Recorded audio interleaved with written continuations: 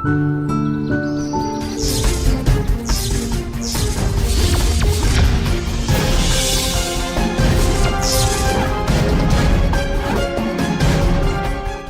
Friends, welcome to Sham institute weekly current affairs round up.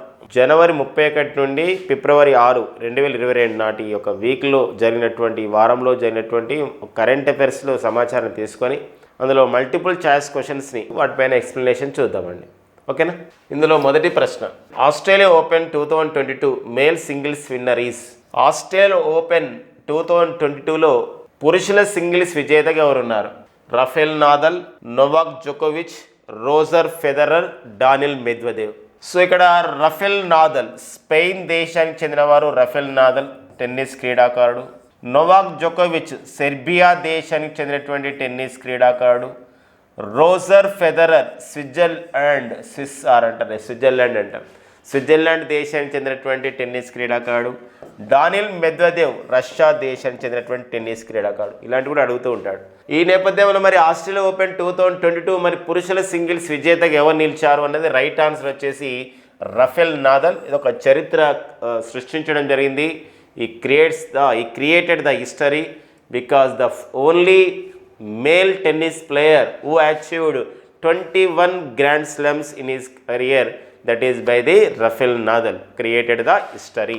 అంటే ఒక tennis చరిత్రలోనే మరి అత్యధికంగా ఒక మేల్ టెన్నిస్ ప్లేయర్ అత్యధికంగా 21 టైటిల్స్ సాధించడం జరిగింది ఈ యొక్క ఆస్ట్రేలియా ఓపెన్ మేల్ సింగిల్స్తో కలుపుకొని 2022లో వారే రఫెల్ నాదల్ అనమాట. మహిళల విభాగంలో ఉన్నారు. మార్గరెట్ కోర్ట్ అయితే 24 గ్రాండ్ స్లామ్ టైటిల్స్ సాధించింది. సెరీనా విలియమ్స్ అయితే 23 గ్రాండ్ స్లామ్ టైటిల్స్ సాధించింది. ఇక్కడైతే మనకి ఇక్కడ పర్టికులర్గా అయితే ఈ పురుషుల విభాగంలో చూసినట్లయితే రఫెల్ నాదల్ అలా రికార్డు ఉందన్నమాట. రోజర్ ఫెదరర్ కానివ్వండి, గతంలో మరి ఇలాంటి వారికి రికార్డ్స్ ఉన్నాయి 20 గ్రాండ్ స్లామ్స్ వరకు. కానీ ఇక్కడైతే 21 అనేది ఒక రఫెల్ నాదల్ సాధించినటువంటి మొత్తం గ్రాండ్ స్లామ్ల సంఖ్య అండి. మరి రఫెల్ నాదల్ గ్రాండ్ స్లామ్స్ అని చెప్పేసి అన్నప్పుడు మనకి ఒక సంవత్సరంలో జరిగే గ్రాండ్ స్లామ్ టోర్నమెంట్లు అంటే 4 ఉంటాయి. అవి ఏంటంటే ఒక సంవత్సరం జరిగేది ఆస్ట్రేలియా ఓపెన్ ఉంటుంది, ఫ్రెంచ్ ఓపెన్ ఉంటుంది, వింబుల్డన్ ఉంటుంది, తర్వాత యుఎస్ ఓపెన్ ఉంటుంది. మరి ఇక్కడ ఒక సంవత్సరంలో జరిగే తొలి గ్రాండ్ స్లామ్ టోర్నమెంట్ అంటే మనకి ఆస్ట్రేలియా ఓపెన్. సంవత్సరంలో జరిగే ఏదైతే మనకి ఇక్కడ క్లే కోర్ట్ మట్టి కోర్టుపై జరిగే టెన్నిస్ టోర్నమెంట్, రోలాండ్ గ్యారోస్ స్టేడియంలో జరిగే టెన్నిస్ టోర్నమెంట్ అంటే that is French Open. And grass court పైన, గడ్డి కోర్టు పైన లండన్లో జరిగే grand slam tournament Wimbledon. And ఒక యుఎస్ ఓపెన్ టోర్నమెంట్ అనేది ఒక సంవత్సరంలో చివరిగా జరిగే గ్రాండ్ స్లామ్ టోర్నమెంట్ అనేది మనకు యుఎస్ ఓపెన్ అని పిలుస్తాం. అలాంటి కూడా అడుగుతున్న సందర్భంలో మరి రఫెల్ నాదల్ మొత్తం 21 టైటిల్స్ సాధించాడని చెప్పుకుంటున్నాం. మరి ఏ టైటిల్ని ఎక్కువగా సాధించాడు అంటే ఏ టైటిల్స్ చూద్దాం. అవి ఇక్కడ మనం గమనించినట్లయితే ఇక్కడ Australia open 2 Australia open grand slam titles సాధించాడు. ఆస్ట్రేలియా ఓపెన్ ఏంటంటే 2 ఆస్ట్రేలియా ఓపెన్ గ్రాండ్ స్లామ్ సాధించాడు.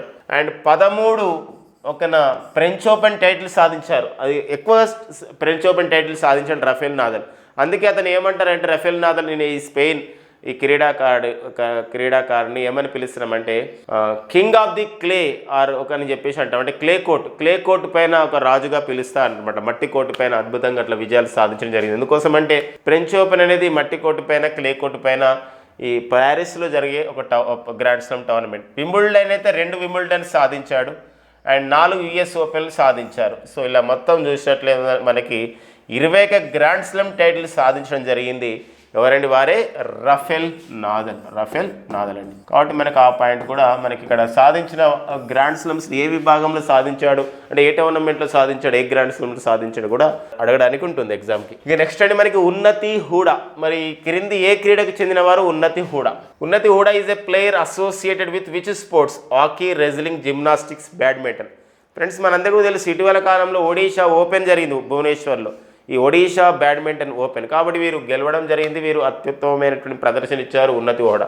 కాబట్టి మనకి వీరు ఉన్నతి హూడా ఏ క్రీడాకారిణి అంటే బ్యాడ్మింటన్ క్రీడాకారి. మనకి ఇక్కడ sports persons, sports words sports tournaments పైన అడిగే అంశాల్లో అది ఇంపార్టెంట్ ఉంటుంది. ఇక నెక్స్ట్ వచ్చేసి మనకి Sergio Mattarella is the reelected as president to. Sergio Mattarella ఏ దేశానికి మరోసారి అధ్యక్షుడిగా నియమితులయ్యారు? Iran, Italy, Iraq, Indonesia. So right answer వచ్చేసి ఇక్కడ ఏంటంటే ఇటలీకి అండి. ఇటలీకి రెండోసారి అధ్యక్షుడు అయ్యాడు ఎవరంటే సెర్జియో మటరెల్లా. ఇటలీ ప్రధాని వచ్చేసి ఎవరంటే వారే మరియో డ్రాగి అండి. ఇటలీ ప్రధాని వచ్చేసి మరియో డ్రాగి. సో వీరు ఇటలీకి ప్రైమ్ మినిస్టర్. కానీ ఇక్కడ ఇటలీ అధ్యక్షుడు ఎవరన్నప్పుడు సెర్జియో మటరెల్లా మరోసారి గెలుపొందడం జరిగింది. ఇరాన్ అధ్యక్షుడు వచ్చేసి ఇక్కడ ఇబ్రహీం రైసీ అండి. ఇరాన్ అధ్యక్షుడు వచ్చేసి ఎవరండి? ఇరాన్ అధ్యక్షుడు ఇబ్రహీం రైసీ అండి. సో ఇండోనేషియా అధ్యక్షుడు వచ్చేసి వారే జోకో విడోడో అండి. ఎవరండి? జోకో విడోడో అనేవారు సో ఇండోనేషియాకి అధ్యక్షుడిగా పనిచేస్తున్నారు. ఇక నెక్స్ట్ అండి మనకి NHRC short film award competition 2022 which of this short film got first prize. అంటే ఎన్హెచ్ఆర్సి ఒక లఘు చిత్రాల అవార్డు కాంపిటీషన్ 2022లో మొదటి ప్రైజ్ని పొందినటువంటి ఈ లఘు చిత్రం లేదా షార్ట్ ఫిలిం ఏదన్నారు? ఇక్కడ గల్లీ స్టడీ, గల్లీ boys, street girls, street student అని ఇవ్వడం జరిగింది. సో ఆకుల సందీప్ నేతృత్వంలో తీయబడేటువంటి ఏదైతే షార్ట్ ఫిలిం ఉందో స్ట్రీట్ స్టూడెంట్కి ఒక బెస్ట్ షార్ట్ ఫిలిం అవార్డు రావడం జరిగింది ఎన్హెచ్ఆర్సి ఒక కాంపిటీషన్లో. ఎన్హెచ్ఆర్సి అంటే ఏంటంటే ఎన్హెచ్ఆర్సి అనగా నేషనల్ హ్యూమన్ రైట్స్ కమిషన్ అంటామండి. ఎన్హెచ్ఆర్సి అంటే ఏంటి? నేషనల్ హ్యూమన్ రైట్స్ కమిషన్, జాతీయ మానవ హక్కుల కమిషన్ అంటామండి. జాతీయ మానవ హక్కుల commission, national human rights commission. మరి జాతీయ మానవ హక్కుల కమిషన్ ఒకనికి ప్రజెంట్ అయితే మనకి ఎవరున్నారు? దానికి చైర్పర్సన్గా అంటే ఏకే మిశ్రా, జస్టిస్ అరుణ్ కుమార్ మిశ్రా గారు ఉన్నారు. సో ఆ నేపథ్యం చూసుకుంటూ ఇలాంటి మనకి అవార్డ్స్ పైన కూడా అడగడానికి ఉంటుందండి. ఓకేనా? ఇక్రీసాట్ established in Hyderabad in which year? 1962, 1972, 1982, 1992. అంటే ఇక్రీసాట్ సంస్థను హైదరాబాద్లో ఏ సంవత్సరంలో ఏర్పాటు చేశారు అనేది క్వశ్చన్ అండి. ఇక్రీసాట్ international crop research institute for the semi arid tropics అంటాం. ఎందుకు మనకు వార్తల్లో ఉందంటే ఇటీవల మనకు తెలుసు ఫిబ్రవరి 5న 2022న సో భారత ప్రధాని నరేంద్ర మోడీ గారు అండ్ వ్యవసాయ శాఖ మంత్రి నరేంద్ర సింగ్ తోమార్ కేంద్ర వ్యవసాయ శాఖ మంత్రి రావడం జరిగింది. అంతేకాకుండా ఒక ఉత్సవాలను అక్కడ పాల్గొనడం జరిగింది. ఒక పోస్టల్ స్టాంప్ను విడుదల చేయడం జరిగింది. మరి ఈ నేపథ్యంలో 50 సంవత్సరాలు అవుతున్న సందర్భం ఉంది కాబట్టి ఇక్రీసాట్కి మనకి ఎగ్జామ్లు ఆడడానికి ఉంటుందండి. మరి ఇక్రీసాట్కి 50 సంవత్సరాలు అవుతుంది ఫిబ్రవరి 5, 2022 అంటే సో ఖచ్చితంగా రైట్ ఆన్సర్ ఏంటంటే 1972 ఇక్రీసాట్ ఏర్పాటు చేయబడడం జరిగింది. ఓకేనా? నెక్స్ట్ అండి, క్రింది ఏ రాష్ట్రం టోర్గ్యా అనే ఉత్సవాన్ని నిర్వహిస్తుంది? Which of the state celebrates the Torgya festival? Arunachal Pradesh, Maharashtra, Ladakh, Sikkim. ఇదంటే ఒక బౌద్ధిజంలో ఉన్నటువంటి ఒక ఉత్సవంగా చెప్పొచ్చు ఇది. సో రైట్ ఆన్సర్ వచ్చేసి ఏదండి?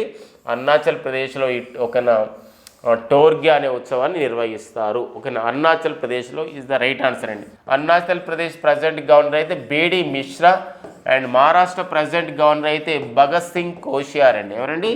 Bhagat Singh Koshyari is the present governor of the Maharashtra. And Ladakh lieutenant governor వచ్చేసి వారే ఆర్కే మాథుర్, రాధాకృష్ణ మాథుర్. అండ్ సిక్కింకి lieutenant governor, Sikkim present governor అండి. గవర్నర్గా ఉన్నవారు ఎవరంటే గంగా ప్రసాద్. సో మనకు అట్లా కూడా అడగడానికి ఒక్కోసారి గవర్నర్ పాయింట్లో కూడా అట్లా గుర్తుపెట్టుకోవచ్చు. ఓకే, కొన్ని విషయాలు ఇంపార్టెంట్గా ఉంటాయి. ఇక నెక్స్ట్ అండి మనకి మన కేంద్ర బడ్జెట్ని మన ఆర్థిక మంత్రి ప్రవేశపెట్టడానికని ఒక ముందు రోజు ఏం చేస్తారంటే ఆర్థిక సర్వేను ప్రకటిస్తారు, విడుదల చేస్తారు. మరి ఆర్థిక సర్వే ప్రకారం 2021-22 ఆర్థిక సర్వే ప్రకారం దేశంలో ప్రస్తుతం ఉన్న యూనికార్న్ కంపెనీల సంఖ్య అంటే స్టార్టప్ సంస్థలు ఏవైతే ఉంటాయో అవి $1 బిలియన్ ఒక మార్కెట్ మూలధనం కంపెనీగా కావడం లేదా $100 కోట్ల చేరితే దాన్ని మనం యూనికార్న్ కంపెనీగా పిలుస్తాము.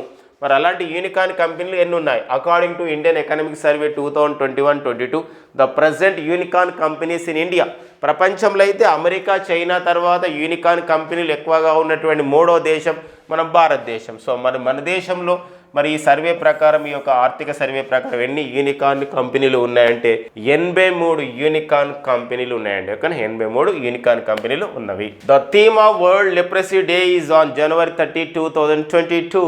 జనవరి 30, 2022 నాటి ప్రపంచ కుష్టి వ్యాధి దినోత్సవం యొక్క ఇతివృత్తం ఏంటి? సో మరి జనవరి 30ని మనం జాతీయ అమరవీరుల సంస్మరణ దినోత్సవంగా నేషనల్ మార్టియర్స్ డే కూడా జరుపుకుంటాం. That is the death anniversary of our father of the nation Mahatma Gandhi. So మన జాతిపిత మహాత్మా గాంధీ గారి యొక్క వర్ధంతిని జనవరి 30ని మనం జాతీయ అమరవీరుల సంస్మరణ దినోత్సవం జరుపుకుంటాం. అదే రోజు వరల్డ్ లెప్రసీ డేగా కూడా జరుపుకుంటాం. మరి లెప్రసీ డే యొక్క ఇతివృత్తం ఏంటి? United for dignity, I will leprosy a curable dignity to serve leprosy people. The right answer for this question is united for the dignity. ఏదండి? యునైటెడ్ ఫర్ ది డిగ్నిటీ అనేది ఒక వరల్డ్ లెప్రసీ డే యొక్క theme అండి. Jyothi Surekha is a player is associated with which sports and state? ఇటీవల వార్తల్లో ఉన్న జ్యోతి సురేఖ అండి. ఎవరండి? జ్యోతి సురేఖ. సో మరి ఏ క్రీడకు చెందినవారు, మరి ఏ రాష్ట్రం చెందినవారు వరుసగా చూడండి. జిమ్నాస్టిక్స్ ఆంధ్రప్రదేశ్, వీరు జిమ్నాస్టిక్ క్రీడకు చెందినవారు ఆంధ్రప్రదేశ్. ఆర్చరీ క్రీడాకారిణి ఆంధ్రప్రదేశ్. హాకీ క్రీడాకారిణి ఆంధ్రప్రదేశ్. బ్యాడ్మింటన్ క్రీడాకారిణి ఆంధ్రప్రదేశ్. సో రైట్ ఆన్సర్ వచ్చేసి మనకు ఇప్పుడు ఆంధ్రప్రదేశ్లో జిమ్నాస్టిక్ క్రీడాకారిణి పేరొందిన వారంటే ఇక్కడ ఒకన అరుణ బుడ్డారెడ్డి అండి. అరుణ బుడ్డారెడ్డి అనేవారు ఒకన మన ఆంధ్రప్రదేశ్ రాష్ట్రంలో వీరు పేరొందినటువంటి తెలుగు రాష్ట్రాలకు చెందినటువంటి జిమ్నాస్టిక్ క్రీడాకారిణి. సో హాకీ క్రీడాకారిణి అంటే ఈ రజనీ అని చెప్పేసి మనకు హాకీ క్రీడాకారిణి చాలా జాతీయ మహిళల హాకీ టీంలో ఆడుతున్నారు వారు, రజనీ గారు. అండ్ బ్యాడ్మింటన్ టీంలో అయితే చాలా మంది మనకి ఇప్పుడు పివి సింధు అయితే ఒక దిగ్గజ మనకి బ్యాడ్మింటన్ క్రీడాకారిణి ఉంది. సో రైట్ ఆన్సర్ వచ్చేసి జ్యోతి సురేఖ ఏ క్రీడకు చెందినవారని? ఆర్చరీ క్రీడకు చెందినవారు. అండ్ ఆంధ్రప్రదేశ్ రాష్ట్రం చెందినవారు జ్యోతి Surekha. is the second option, right option అండి. In Telangana, which of the following village celebrates the Nagoba festival? Nagoba జాతరని తెలంగాణలోని ఈ క్రింది ఏ గ్రామంలో ప్రతి సంవత్సరం నిర్వహిస్తారు? పావురాల గుట్ట దగ్గర నిర్వహిస్తారు. ఇది సమ్మక్క సారక్కకి పండగకు ఉన్నటువంటి ఒక జాతరకు ఉన్నటువంటి ఒక ప్రదేశాల్లో పావురాల గుట్ట ఇంపార్టెంట్గా ఉంటుంది. కేశ్లాపుర, ఐనవోలు, కురుమూర్తి ఇవన్నీ జాతరలు జరిగే ప్రాంతాలండి, జాతరలు. మరి ఇక్కడ రైట్ ఆన్సర్ వచ్చేసి ఎక్కడన్నది? కేశ్లాపురం. ఎక్కడిది మనకి? ఓకేనా, ఎక్కడండి? ఆదిలాబాద్ జిల్లాలోని కేశ్లాపురంలో ఈ యొక్క నాగోబా అనే గిరిజన జాతర మనకి చాలా ఫేమస్ అండి. ఓకేనా. Hoysala temples finalised as a nomination for the UNESCO for 2022-23. Then Hoysala temples are situated in which state? అంటే ఒయసాల టెంపుల్స్ రికగ్నే ఎలా ఫైనల్ నామినేషన్కి వచ్చినాయన్నమాట. ఏ విషయంలో ఫైనల్ నామినేషన్కి వచ్చాయంటే వరల్డ్ హెరిటేజ్ సైట్స్కి ఏదైతే ఫైనల్ నామినేషన్కి వచ్చింది ఒయసాల టెంపుల్స్ అనమాట. అయితే ఈ వైఎస్ఆర్ టెంపుల్స్ ఏ స్టేట్లో ఉన్నాయి? 2022-23 సంవత్సరం 2022-23 సంవత్సరానికి గాను యునెస్కో వరల్డ్ హెరిటేజ్ జాబితాలోకి ఫైనల్ నామినేట్ అయినటువంటి వైశాల టెంపుల్స్ ఏ రాష్ట్రంలో కలవంటారు? కర్ణాటక రాష్ట్రం, మధ్యప్రదేశ్ రాష్ట్రం, ఒడిషా, మణిపూర్ అండి. రైట్ ఆన్సర్ ఏంటంటే ఇక్కడ అది అలివేడు ప్రాంతంలో ఇది బాగా ఫేమస్. బేలూరు, అలివేడు అండ్ సోమనాథపురం. కాబట్టి ఇవన్నీ కూడా ఏ రాష్ట్రం కిందకి వస్తాయంటే కర్ణాటక రాష్ట్రం అండి. ఎక్కడండి? కర్ణాటక రాష్ట్రం. World's first hydrogen powered flying boat will be launched in 2023. ప్రపంచంలో తొలి హైడ్రోజన్ యుద్ధ పడవని 2023లో ఎక్కడ ప్రారంభించనున్నారు? Doha, Berlin, Dubai, Chandipur. So right answer వచ్చేసి ఎక్కడండి? దుబాయ్. అంటే యుఏఈ వాళ్ళు దీన్ని లాంచ్ చేయబోతున్నారు. అంటే హైడ్రోజన్తో నడిచే ఒక బోట్ని, ఒక పడవని వాళ్ళు ప్రారంభించబోతున్నారు. అండ్ హైడ్రోజన్ ఇంధనం అనేది ఇప్పుడు 21st సెంచరీ ఫ్యూయల్గా, 21వ శతాబ్దపు ఒక ఫ్యూయల్గా, ఒక గ్రీన్ ఎనర్జీని అభివృద్ధి చేసే విషయంలో ఉపయోగిస్తున్నటువంటి ఒక ఇంధనంగా మనం పిలుస్తున్నాం. కాబట్టి ఇది మనకి ఇక్కడ ఇంపార్టెంట్. అప్పుడు మనకి ఏమవుతుందంటే ఈ దుబాయ్లో 2023లో యుఏఈ వాళ్ళు ఏం చేస్తున్నారంటే సిఓపి సదస్సుని, అంటే ఐక్యరాజ్య సమితి పర్యావరణ లేదా వాతావరణ మార్పుల సదస్సును నిర్వహిస్తారనమాట. ఆ సందర్భంగా మేము ప్రదర్శిస్తామని వాళ్ళు ప్రకటించడం జరిగింది. In which of the following city in China will be host 2022 Asian games? Asia క్రీడలు 2022లో ఈ చైనాలోని క్రింది ఏ నగరంలో జరగనున్నవి? Shanghai, Wuhan, Beijing, Hangzhou. బీజింగ్లో అయితే మనకు మొన్ననే ఏమైనాయండి? వింటర్ ఒలింపిక్స్ ప్రారంభమైనవి. వింటర్ ఒలింపిక్స్ 2022లో ఎక్కడ నిర్వహిస్తున్నారు అన్నప్పుడు అది బీజింగ్లో నిర్వహిస్తున్నారు. అండ్ వుహాన్ అనేది మనకి తొలిసారిగా కరోనా ఒక వైరస్ డిటెక్ట్ కాబడ్డ ప్రాంతం. చైనా యొక్క ఆర్థిక రాజధాని ఏంటంటే షాంఘై. సో రైట్ ఆన్సర్ వచ్చేసి ఏదండి? ఆంగ్జౌ. ఏదండి? Hangzhou. The book lost among equals is written by. ఒక లాస్ట్ అమాంగ్ ఈక్వల్స్ అనే పుస్తక రచయిత ఎవరు? ఫాగు చౌహాన్, రావిష్ కుమార్, బెజవాడ విల్సన్, ఎంఆర్ శరణ్. ఫ్రెండ్స్, ఇది మనకి బీహార్లో ఉన్నటువంటి ఒక సామాజిక పరిస్థితుల నేపథ్యంలో రాయబడ్డ పుస్తకం. ఈ రైట్ ఆన్సర్ వచ్చేసి ఏదంటే MR Sharan lost among equals అనే పుస్తకాన్ని రాయడం జరిగింది. సో ఫాగు చౌహాన్ అయితే బీహార్ గవర్నర్గా ఉన్నారు. రావిష్ కుమార్ బీహార్కు చెందినటువంటి ఒక పేరు మోసినటువంటి ఒక జర్నలిస్టు రావిష్ కుమార్. అండ్ బెజవాడ విల్సన్ అనేవారు రామన్ మెగాసెస్ అవార్డు గ్రహీత. రావిష్ కుమార్ కూడా రామన్ మెగాసిస్ అవార్డ్స్ పొందడం జరిగింది గతంలో. Bakhira wild life sanctuary located in. So Bakhira wild life sanctuary ఎక్కడ గలదు? ఉత్తరప్రదేశ్, ఉత్తరాఖండ్, మణిపూర్, సిక్కిం. ఎందుకు వార్తల్లో ఉంది? బకీరా మరియు కిలాదియా ఈ రెండు కూడా ఏమైనా ఇటీవల రామ్సార్ కన్వెన్షన్ జాబితాలోకి చేర్చబడ్డాయి రామ్సార్ సైట్లుగా.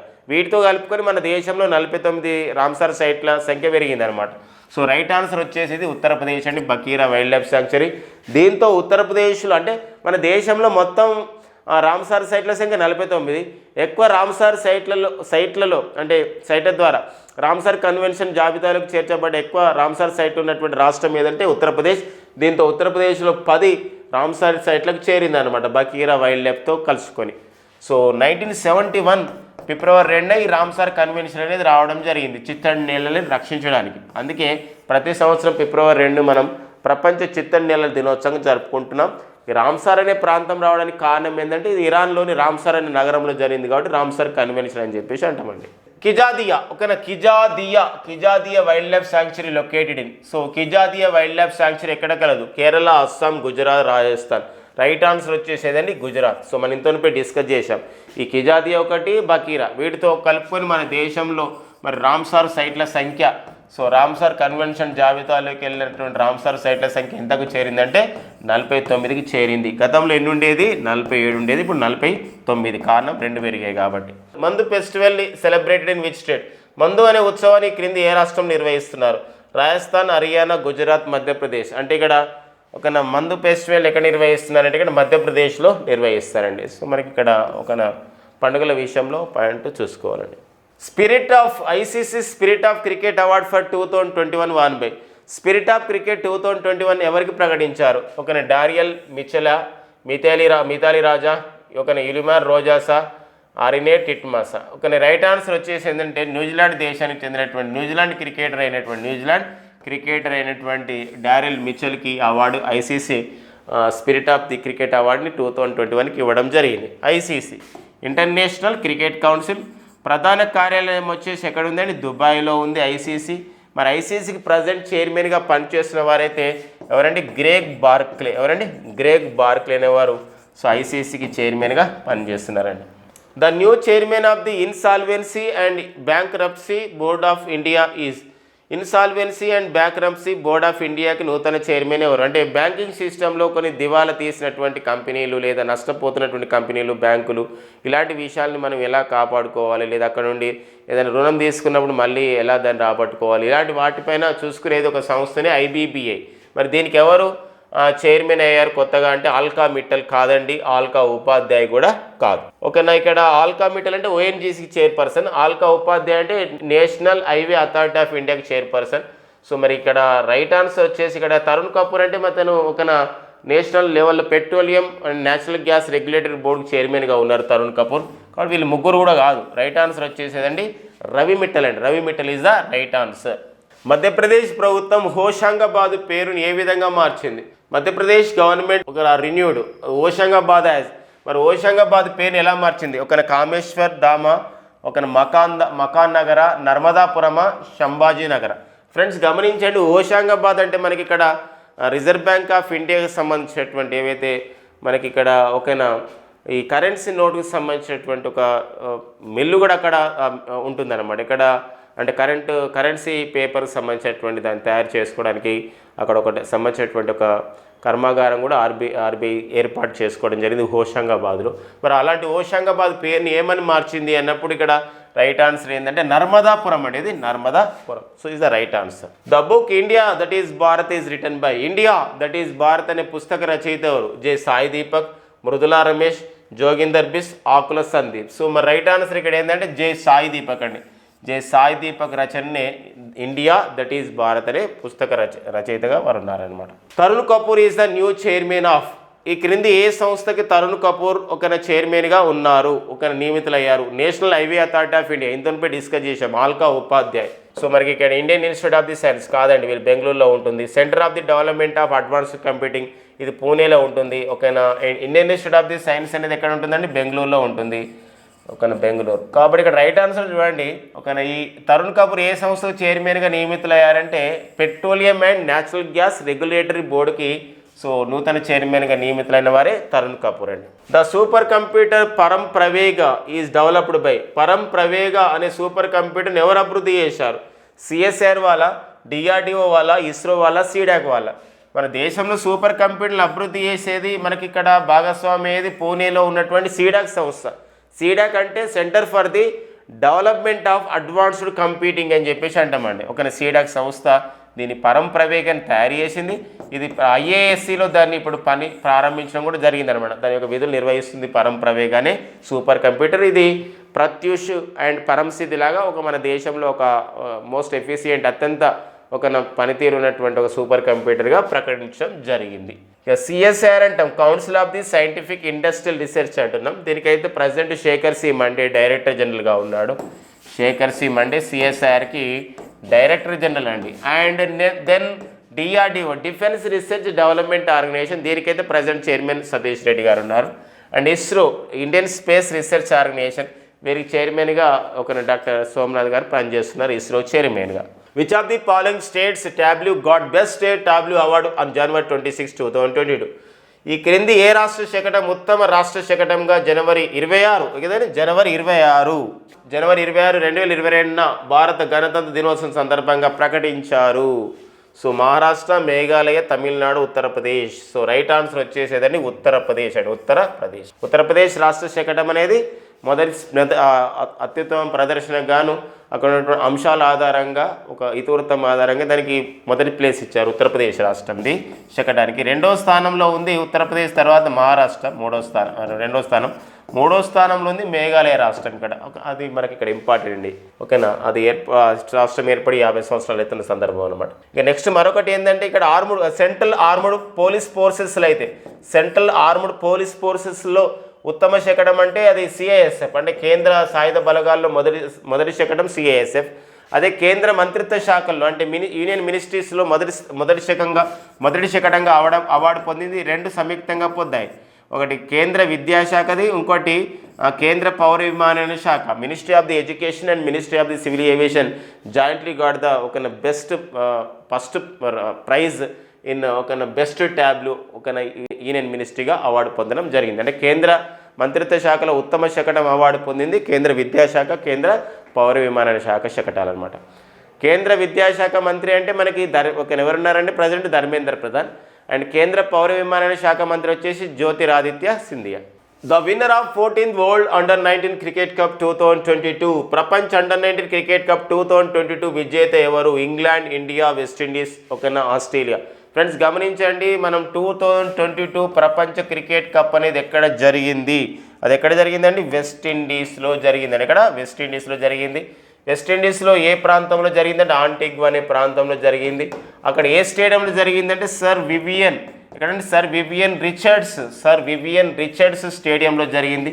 ఏ 2 దేశాల మధ్య జరిగింది ఫైనల్ మ్యాచ్ అనేది? ఇండియా అండ్ ఇంగ్లాండ్ మధ్యలో జరిగింది, ఓకేనా. మరి ఎవరు గెలిచారంటే భారత్ గెలిచిందండి. ఎన్నోసారి గెలవడం ఇది భారత్, మన దేశం, మన క్రికెట్ టీం, ఈ యొక్క అండర్-19 క్రికెట్ టీం ఈ యొక్క ఐసీసీ కప్ని 1988లో ప్రారంభించిన కప్ని ఎన్నోసారి గెలిచామంటే 5వసారి గెలవడం జరిగింది. ఈసారి మన భారత్ అండర్-19 క్రికెట్ క్యాప్టెన్ వచ్చేసి యష్ దుల్ అండి, ఓకేనా. ఆ పాయింట్స్ కూడా చూసుకోవాలని. రైట్ ఆన్సర్ వచ్చేసి సెకండ్ ఆప్షన్ ఇండియా గెలవడం జరిగింది.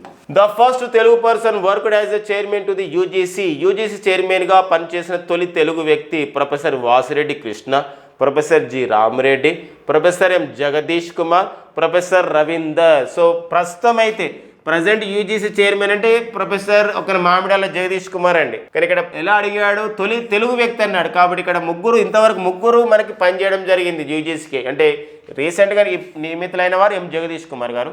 దానికన్నా ముందు మొదటిగా నియమితులైన వారు మాత్రం ప్రొఫెసర్ వాసిరెడ్డి కృష్ణ గారు. తర్వాత నియమితులైన వారు ఎవరంటే ప్రొఫెసర్ జి రామరెడ్డి గారు. సో రైట్ ఆన్సర్ వచ్చేసి ఇక్కడ first option is the right option. తొలి తెలుగు వ్యక్తి అంటే ఒక యూజీసీ చైర్మన్గా నియమితులైన తొలి తెలుగు వ్యక్తి అంటే ప్రొఫెసర్ వాసిరెడ్డి కృష్ణ గారు. రెండవ తెలుగు వ్యక్తి అంటే ప్రొఫెసర్ జి రామరెడ్డి గారు. మూడవ తెలుగు వ్యక్తి ప్రొఫెసర్ ఎం జగదీష్ కుమార్, ఓకేనా. ప్రజెంట్ పనిచేస్తున్న వారు కూడా professor Jagadish Kumar. Right answer for this question మాత్రం first option, okay. The only Indian player who participating winter Olympics 2022లో పాల్గొంటున్న తొలి భారతీయుడు ఎవరు? ఆరిఫ్ ఖాన్, రక్షంద మెహక్, ఒక క్యూ పాబో, శివకేశవన్. సో వీళ్ళందరూ కూడా మనకు వార్తల్లో ఉన్నారు. సో మరి రక్షణ మెహక్ జమ్మూ కాశ్మీర్ చెందినటువంటి క్రీడాకారిణి. క్యూ ఒక ఆరిఫ్ ఖాన్ మన దేశానికి చెందినటువంటి క్రీడాకారుడు, ఇతను స్కైయింగ్ క్రీడాకారుడు. అండ్ క్యూ పాబో ఇతను ఒక చైనా దేశానికి చెందినటువంటి సైన్యంలో కమాండర్గా పనిచేస్తున్నవారు. శివకేశవన్ ఇతను కూడా ఒక మన భారత క్రీడాకారుడు. అయితే ఇక్కడ క్యూ పాబో అనేవారు వార్తల్లో ఉన్నారు. ఎందుకోసం అంటే వింటర్ ఒలింపిక్స్ 2022లో ఈ యొక్క టార్చ్ బేరర్ అని చెప్పేసి అంటాం. అంటే ఒలింపిక్ క్రీడల్ని ప్రారంభించే ముందు టార్చ్ ఉంటుంది కాబట్టి ఆ యొక్క టార్చ్ బేరర్గా ఇతరు ఉన్నారు. ఇది మనం భారత్ తీవ్రంగా వ్యతిరేకించింది. ఎందుకోసం అంటే ఈ గాల్వన్ లోయలో సంఘటన జరిగినప్పుడు మన భారత్ ఒక చైనాల మధ్య ఉద్రిక్త పరిస్థితులు బార్డర్లు వచ్చినప్పుడు అప్పుడు కమాండర్గా ఇతనే వ్యవహరించడం జరిగింది అనమాట.